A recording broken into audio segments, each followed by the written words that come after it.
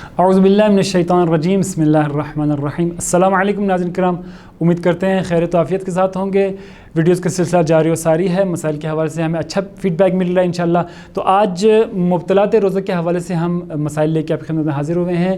وہ چیزیں جو روزے کو باطل کرتی ہیں بہت اہم ہے، ہمارے ہاں پاکستان بلکہ پوری دنیا میں اب دیکھتے ہیں تو ان بہت سی چیزوں کا خیال نہیں رکھا جاتا، جس میں سے میں آپ کو آج جو اقسام ہیں مبتلات روزے کے وہ بیان کروں گا، جس میں سب سے پہلے کھانا پینا ہے۔ کھانا پینا، اگر کوئی شخص کھانا کھاتا ہے یا پانی پیتا ہے تو اس کا روزہ جو ہے وہ باطل ہے۔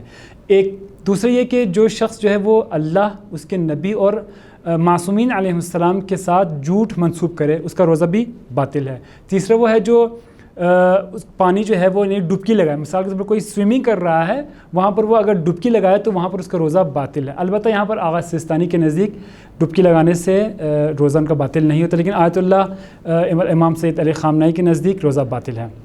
باقی جماع کرنا، جیسے جنسی تعلقات قائم کرنا، اس سے روزہ باطل ہے۔ استمنا کرنا، جان بوجھ کر قے کرنا، اور اذان صبح تک حیض و نفاس میں باقی رہنا، اور جنوب میں یعنی اگر آپ احتلام ہوا ہے تو صبح تک باقی، اذان صبح تک باقی رہنا، اور کسی لیکوڈ چیز سے حک نہ کرنا، ان تمام چیزوں سے روزہ جو ہے وہ باطل ہو جاتی ہے۔ انشاءاللہ ہم ایک ایک پوائنٹ پر انشاءاللہ مفصل طور پر ویڈیوز لے کر آپ کی خدمت میں آتے رہیں گے۔